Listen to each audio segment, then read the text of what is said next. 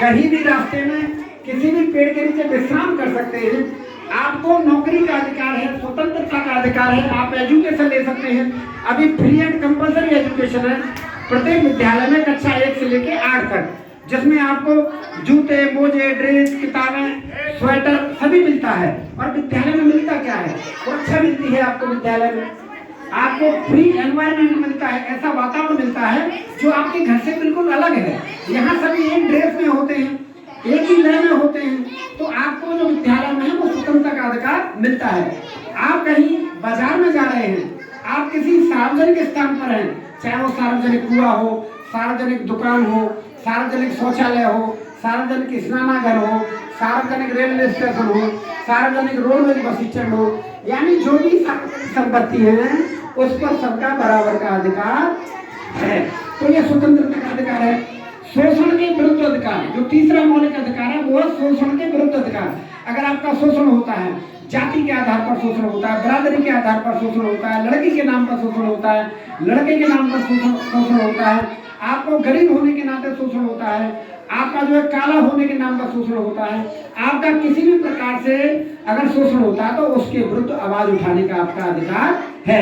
लड़कियों की शादी हो जाती है, ऐसे घरों में बन जाती है, पति परेशान करता है, पति पीटता है, सास भी परेशान करती है, ससुर भी परेशान करते हैं, सब लोग मिलकर परेशान करते हैं। लड़कियां शोषण को सहती रहती हैं और एक दिन शोषण इतना बढ़ जाता है कि उनके साथ इतने अत्याचार होने लग जाते हैं कि कभी कभी तो उनकी हत्या भी हो जाती है। तो जब आपका शोषण हो, आपको लगता है कि हमारा शोषण हो रहा है, हेरेसमेंट हो रहा है, हम परेशान हो रहे हैं, हमें परेशान किया जा रहा है, तत्काल 1090 पर फोन करें, 112 पर कॉल करें, लोगों को अपनी समस्या के बारे में बताएं। धर्म की स्वतंत्रता का अधिकार, जो चौथा मौलिक अधिकार है वो है धर्म की स्वतंत्रता का अधिकार। हमारे देश में विभिन्न धर्म के लोग हैं, सिख हैं, जैन हैं, हिंदू हैं, बौद्ध हैं, ईसाई हैं, पारसी हैं, सभी तरह के लोग हैं। सबको अपने धर्म के अनुसार याचना करने का, पूजा पाठ करने का, प्रेयर करने का, प्रार्थना करने का सबको अधिकार है। जैसे हिंदू हैं, मंदिर में जाते हैं, अपनी पूजा पाठ करते हैं, पूजा अर्चना करते हैं। बौद्ध हैं, मठ में जाते हैं, वो तथागत बुद्ध के आगे अपनी याचना करते हैं, उनको नमन करते हैं। आप मान लो जैसे मुस्लिम हैं, वो मस्जिद में जाते हैं, वहाँ नमाज करते हैं। ईसाई कहाँ जाते हैं बताओ? ईसाई जाते हैं चर्च में। ईसाई कहाँ जाते हैं? चर्च में। ईसा मसीह के सामने वो अपना प्रार्थना करते हैं, नमन करते हैं। तो हमारे देश में सबको अपने धर्म के अनुसार आचरण करने का अधिकार दिया है। हम लोग किसी के धर्म में इंटरफेयर ना करें और आप किसी भी धर्म में कभी भी अपने धर्म को छोड़ के जा सकते हैं। ये आपको कितना बड़ा अधिकार दिया है। संस्कृत और शिक्षा संबंधी अधिकार। कल्चर क्या है? कोई भी धर्म किसी भी कल्चर पर टिका होता है, कोई भी समाज किसी की कल्चर पर टिका होता है, ये संस्कृति पर टिका होता है कि पहले से चली आ रही है। बाबा साहब डॉक्टर अम्बेडकर ने जो 5 जो उनके मुख्य आंदोलन थे वो बहुत बड़े आंदोलन थे, जैसे आर्थिक आंदोलन, सामाजिक आंदोलन, सांस्कृतिक आंदोलन, धार्मिक आंदोलन, राजनीतिक आंदोलन और सांस्कृतिक आंदोलन। कल्चरल किसी भी देश की रीढ़ की हड्डी होती है। किसी भी धर्म का जो कल्चर है वो रीढ़ की हड्डी होती है। ये सारा कल्चर ही है जो धर्म को डेवलप करता है, कल्चर ही है जो समाज को डेवलप करता है, कल्चर ही है जो व्यक्ति के अंदर अच्छे गुण डेवलप करता है। तो अच्छे कल्चर का आपको अधिकार है। संवैधानिक उपचारों का अधिकार, जो 6वां मौलिक अधिकार है वो संवैधानिक उपचारों का अधिकार। जो संविधान में आपके लिए जो अनुच्छेद हैं, संविधान में आपके लिए जो व्यवस्था की गई है उसका समय समय पर पालन प्रत्येक नागरिक के लिए होना चाहिए। क्योंकि मैं समय ज्यादा नहीं ले रहा, मैं मौलिक कर्तव्य के बारे में थोड़ा हल्के में बता देता हूँ कि आपके और क्या अधिकार हैं। जब आप अधिकार जान जाओगे तो निश्चित तौर पर आप विद्रोह कर दोगे। जैसे संविधान का पालन करते हुए राष्ट्रीय ध्वज और राष्ट्रीय गान का सम्मान करें। बच्चों, हम राष्ट्रीय ध्वज, कौन सा राष्ट्रीय ध्वज? राष्ट्रीय ध्वज कौन सा है? हाँ, जो शेरनी का दूध पिएगा वो दहाड़ेगा। राष्ट्रीय ध्वज है हमारा झंडा तिरंगा। वैसे तो उसमें 4 कलर हैं पर उसे तिरंगा कहते हैं। इसका हम हमेशा सम्मान करेंगे। अगर वो जमीन पे पड़ा है तो उसे जमीन पे नहीं पड़ा रहने देंगे, अपने हाथ में से जमीन पर नहीं गिराएंगे।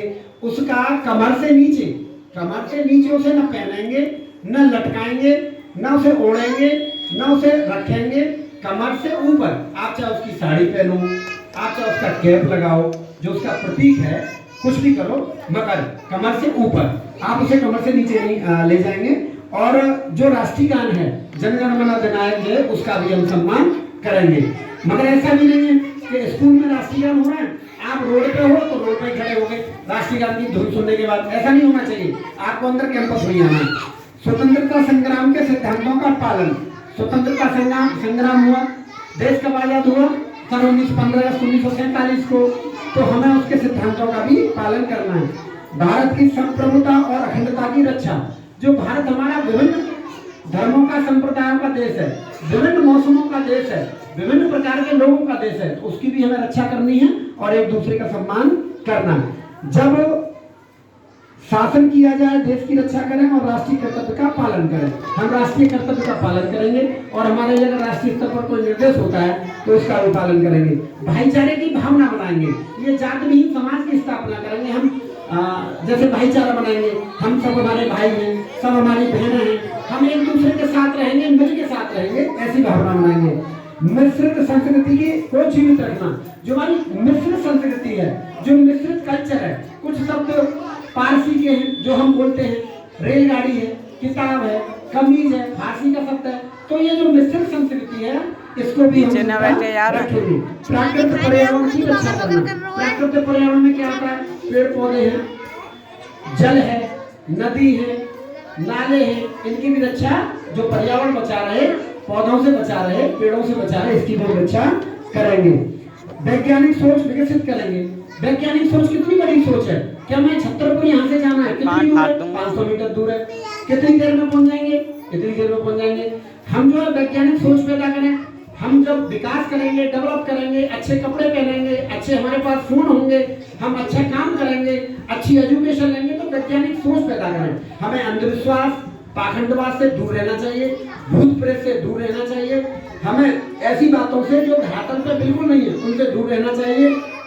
और हम जो अंधभक्ति करते हैं, कोई भी हो अंधभक्ति, किसी भी धर्म की अंधभक्ति हो, हमें अपने दिमाग की सोच रखनी चाहिए।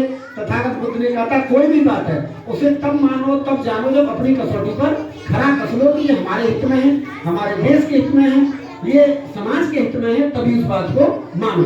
अगर कोई तुमसे कुछ कह रहा है तो उसे समझो ये कह क्यों रहा है, किस लिए कह रहा है, तो ये बहुत जरूरी है।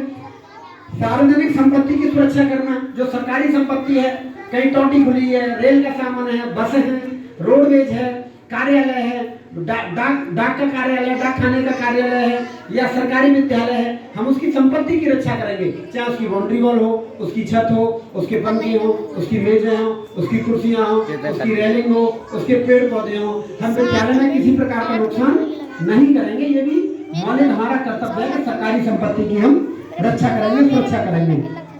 उत्कृष्टता के लिए प्रयास, आप उत्कृष्ट बने।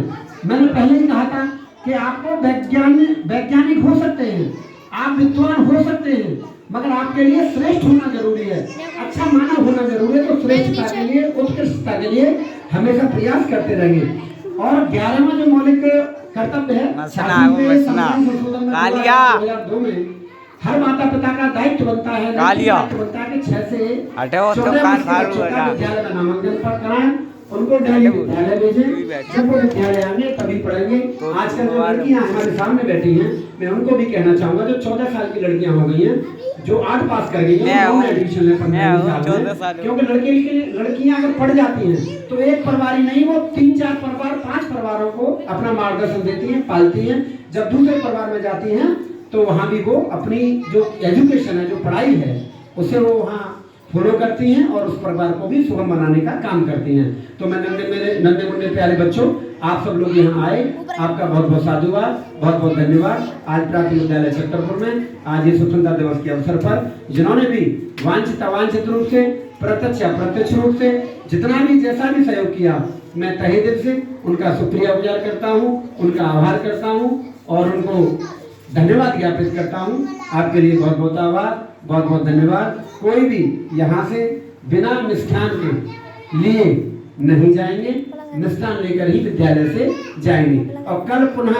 विद्यालय सुबह 8 बजे विद्यालय सुबह बच्चों के लिए खुलेगा। सुबह बच्चे यहाँ विद्यालय में उपस्थित रहेंगे और कोई बात हो, बच्चों का कोई प्रश्न हो, कोई बात हो तो बताओ बच्चों। मैं फिर माइक संचालक की ओर देता हूँ। और ये 2 शब्द कहकर कार्यक्रम समाप्त करेंगे रेखा रानी जी।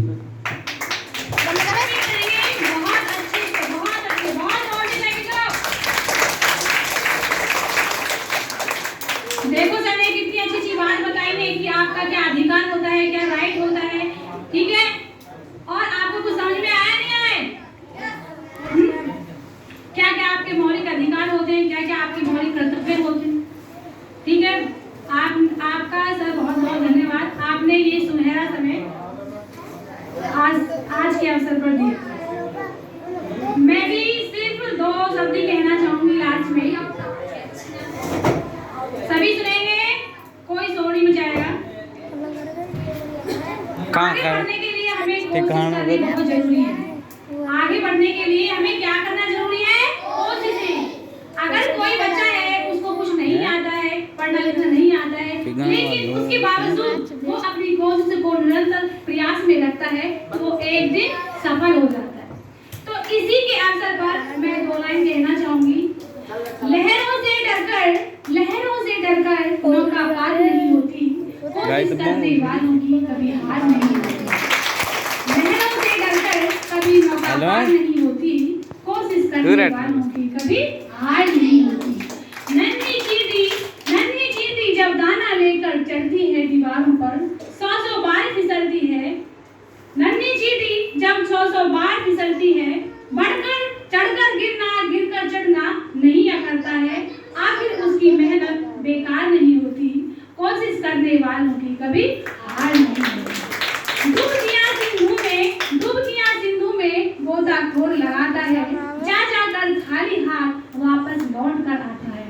मुट्ठी उसकी खाली हर बार नहीं होती, कोशिश करने वालों की कभी हार नहीं होती। लहरों से डरकर नौका पार नहीं होती, कोशिश करने वालों की कभी हार नहीं होती। ये कौन है? इन्हीं शब्दों के साथ मैं अपनी वाणी को विराम देती हूँ। आप सभी को मेहनत करनी है, कोशिश जारी रखनी है, जिससे आप सर्वोच्च शिखर पर पहुंच सकें। धन्यवाद।